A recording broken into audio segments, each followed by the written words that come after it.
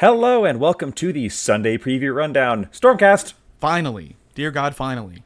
Yes, and oh, what a Stormcast drop it is.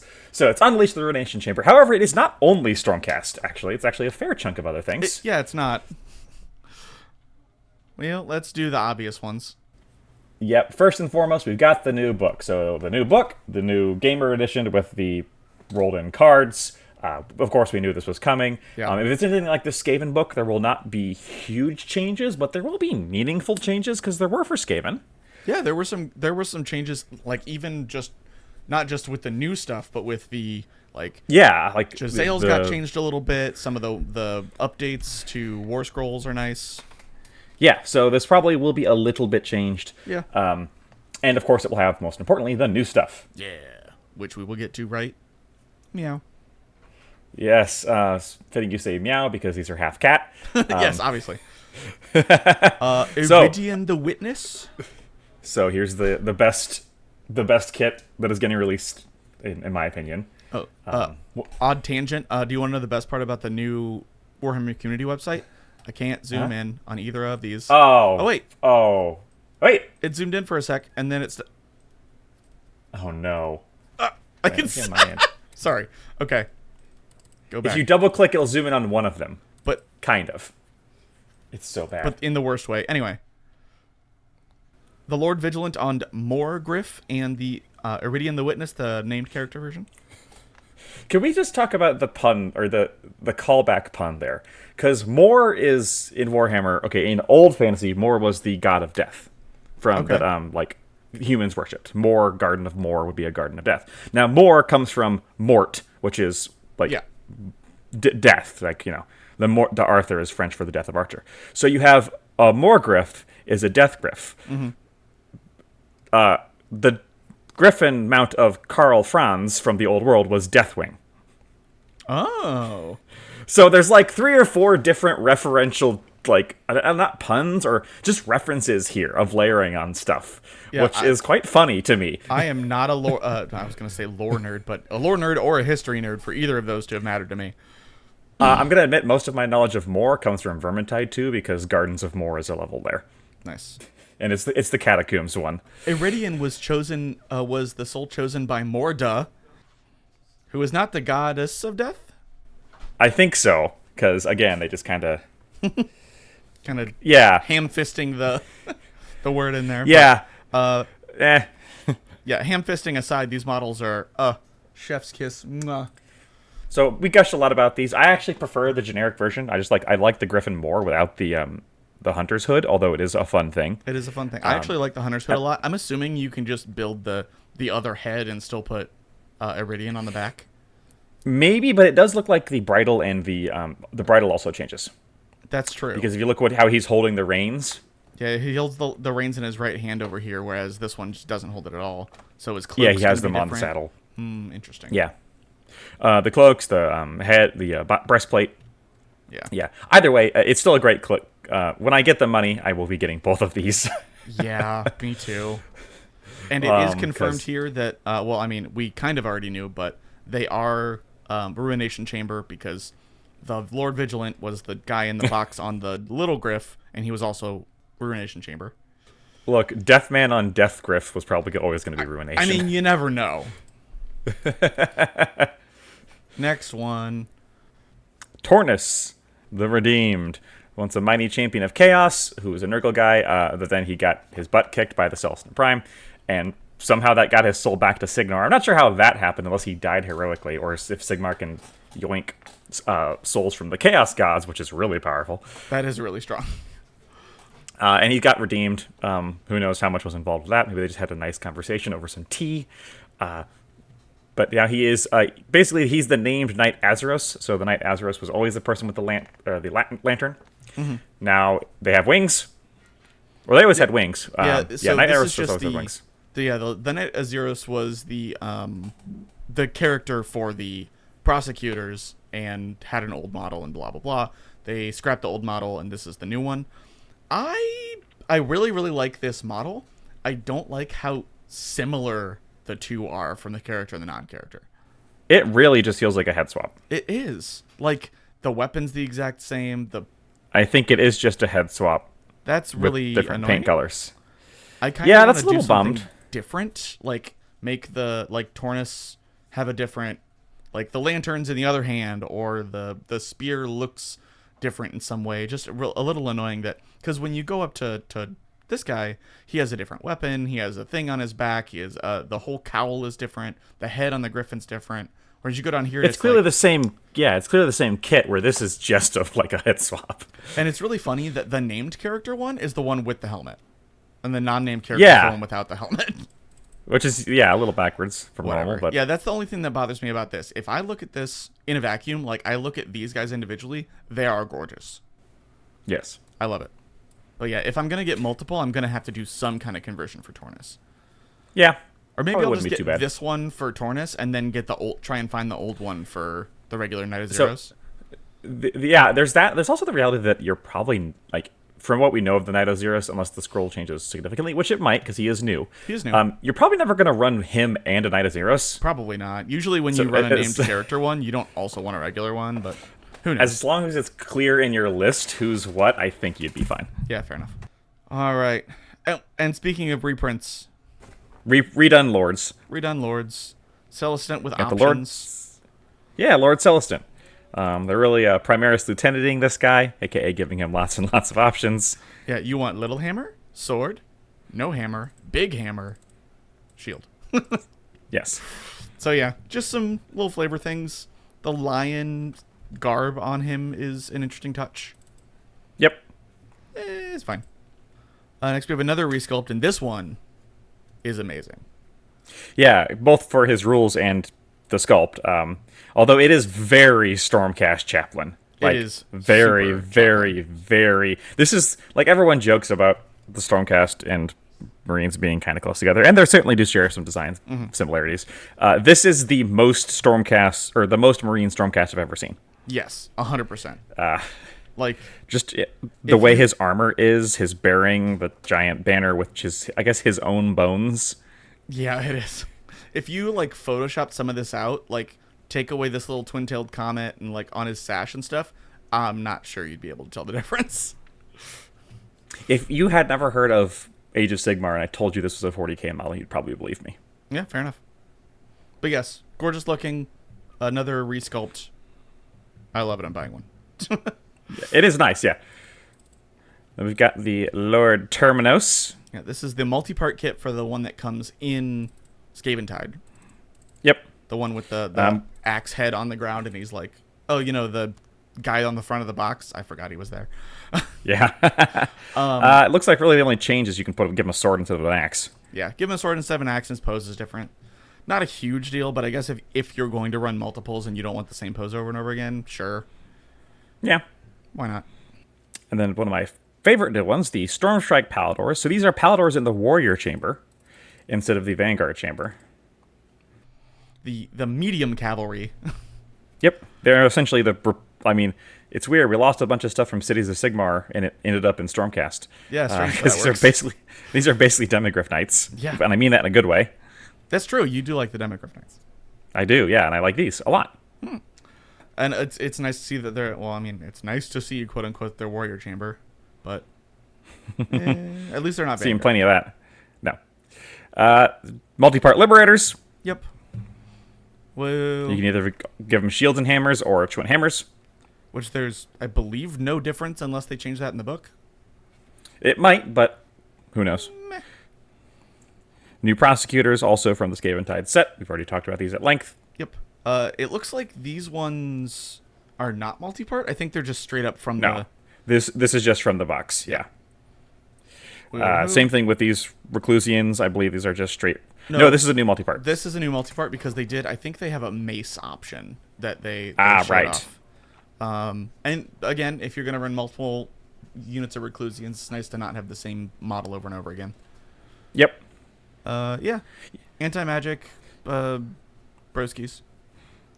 And then we get into some re-releases from the Days of Dominion. So I'm glad they're releasing this as just a 2-hero set instead of like that whole have to buy half the sprue thing. Yeah. Here's $120 to buy one thing you want and 4 things you don't. Yep. So you got the Lord Lord Imperatant and Knight-Arcanum. Lord Imperatant is a guy who helps guide you closer on your strikes, and the Knight-Arcanum hates endless spells, which are more prevalent than they once were. Yeah, that's fair. And also, it's like, we talked about this when we talked about Skaven a lot. I believe the cheapest wizard in the entire faction by a whole lot. Because I think the next least expensive wizard's like 300 points. Wow, even for Stormcast? Because they have lots of wizards. Most of them went Legends. Oh, right. Because they will be going Legends next year. I guess technically they're still around. But this one is staying. And then, so they we didn't talk about this because they didn't phrase it in quite the same way as they did with Skaven. But these guys were the opposition to Skabbix, or not the opposition to Skabbix Plague Pack, but they were also an Underworlds kit. Yep. They were named characters, and now they are the Stormcove. And it specifically calls out that these are now an unnamed unit, which is that's a cooler way of doing it than making them these weird, unique things with super special rules. Yes, I actually really like this a lot. It looks like they're taking, unless there's more that they're showing off in the book, that looks like they're taking one Underworlds team, and that one is getting a unit in the book. Yeah, the rest all went Legends. So we'll see what goes on. So this is an old kit. They're just bringing it back for Sigmar, and the models look great. Obviously, Underworlds is some of the best models that they put out. Mm-hmm. I like Dr. Doom over here. Fool, Doom casts as he pleases. And I always like the porcelain masks. Let's scroll back up for a second. The porcelain mask on the Knight-Arcanum is one of my favorites. I don't think it's actually. I think it's actually cloth, but it is really good. Yeah. Either way, I love the aesthetic of that. But yeah, they look sick. I will say these are not that old. I believe this is actually the first time these guys are available alone. Oh, really? Because last time they were in a dual kit with the Underworlds box. I might be wrong. I don't believe they've come out on their own before. Yeah, I don't know if they have, but they're coming back.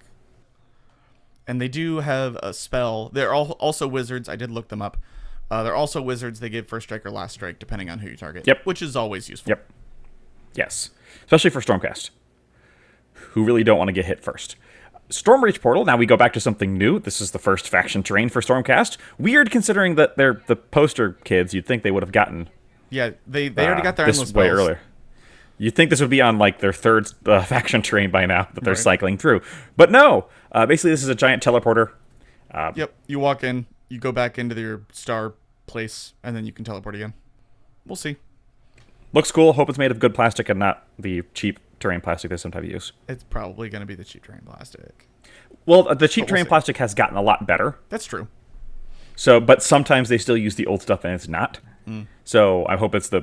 yeah, it's going to be terrain plastic, but I hope it's newer, better terrain plastic. Yep. War scrolls and dice cards, dice set. Yep. Dice are great, very readable. Very readable. A little plain for me, but a lot of the Sigmar ones are. Readable is the number one problem. When they're not readable. And not a problem with these. Yeah. And then we get surprise Rattling Warp Blaster. Yep. He wasn't out yet. From the Nahul. You know why? Because they had to push it there. Yeah, that's why it took so long. Yep. They left the shop the same time as the rest of the Skaven releases, but these guys were like, like, I'll be there soon. Yeah. Squeaky, squeaky, squeaky. The Warp Blaster straight out of Skaven Tide. Of course, they had to release one more rat. Yep. And it's a welcome in addition because this guy's awesome, in my opinion. Yeah. Just a great model and pretty good rules. Fun rules, at least. We actually talked about this last week. Yeah, didn't they show this off last week? They did, and we talked about it. It's cool. It's a walking tree that eats people. I imagine it would move like a mimic from Dark Souls. Moving on. Yeah, okay, we're done. So, this one, like... I want your opinion on this. So, have you kept your finger on the pulse of the silicon popper palettes that have been kind of in the community for about 6 months now? No. So, basically, those fidget poppers? Yeah. Like where you pop them in and then, like, I have one that's a baseball. Basically, some people figured out those make fantastic well palettes, especially for washes or contrast paints or dropper bottles. Sure. Because you pour them in there, you use them.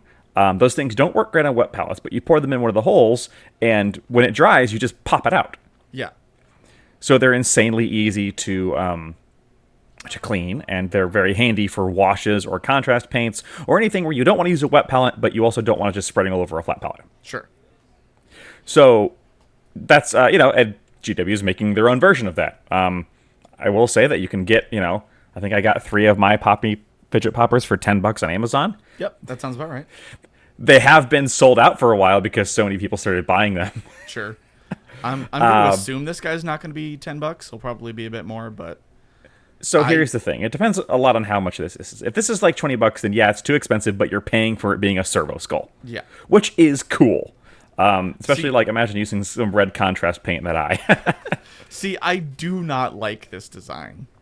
That's what all of the things being different sizes and different shapes, and I don't know what this little groove over here is.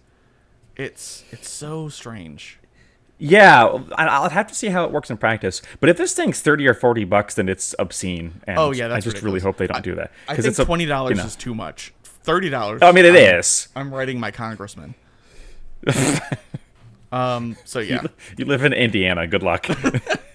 This is fully dependent on price, but even if it was $5, I'm probably still not going to buy one. I just don't like the design. It's a cool concept, and the first time GW has done something to kind of admit that, someone had a good idea. Let me copy that. Yeah. Now, good luck pouring your paint pots, your contrast pots into those holes without spilling them. If you have a dropper bottle, it's easy. You just drop it in. No, this should come with little eyedroppers, so you just squeeze into the paint. So basically, what I'm saying is this is that the best GW product that GW has ever made for Army Painter. Yes, exactly. Didn't we already have? I guess this is just the double version of the. No, we already had this. No, it's the. You were correct. Oh, this is the. Sorry, this is the Stormvault combat case. The other one was the Stormvault skirmish case. So this is the bigger one. So the other one fit I think 12 minis was what it advertised, and this one fits 27 to 30. We talked about these. I do not like. Now I will say they're better than foam, because I hate foam. I also hate foam. But these are not much better. No. I really don't like the wiggle things. Yeah. First of all, they freak me out. Just unrelated to being useful, they freak me out. You have wigglophobia. I have. Oh no, my wigglophobia. But it just it's an interesting concept, but I feel like it's not as good as foam. But also, that's not saying much. It does prevent the snagging. It does prevent the snagging. Because it allows some movement without it being harsh movement, which is what actually is best, right? Yeah. You either have to have absolutely zero movement, which is almost impossible physically without casting it in steel. Yeah. Or you have to have enough movement but no impact. And this does have movement with no impact. It's a good idea. I just don't love the actual execution. And it really only works for, person-sized figures. Yeah. The way that this is built. They're going to come out with a tank one. We know we will. But yeah, I'm not a fan. Link to our video reviewing it saying the same thing. You could make just the worst waffles in these. Just the worst waffles. Just the worst. I could not imagine worse waffles. So that's it for this week. Finally, the Stormcast are here. They'll be in a couple weeks. I am at the very least getting the Griffin. Mm-hmm. I think for right now, I'm relegating my order to just one Griffin. Because let's also be honest, he's probably going to be $160. Yeah, probably. He's going to be over 100 at least. There's no way he's not. And that makes me a little sad. Everyone else still looks really cool, and I want them eventually, but for right now, I'm going to probably stick to just a Griffin, and probably the Portal. Yeah, fair enough. Because you're just playing down if you don't have one. Sorry. I legitimately like it, honestly, but that is also the problem with my Drain. Judgment of Faction train came out there. Yep. Yeah, I'm probably going to go with the Griffin, maybe the named Tornus, because I do really like the Ruination Chamber. Ruination probably is my favorite, and I really like the Prosecutors. So I'm probably going to build up on that and see where it goes. I'm excited to see what rules they change and add in the new book. I could definitely see putting the Empire Generals on Griffin's helmet, which has a Griffin on him. That's so fair. Griffin on guy on Griffin, just Griffinception. Perfect. And then you put him on, standing on another Stormcast. Stormcast carrying them.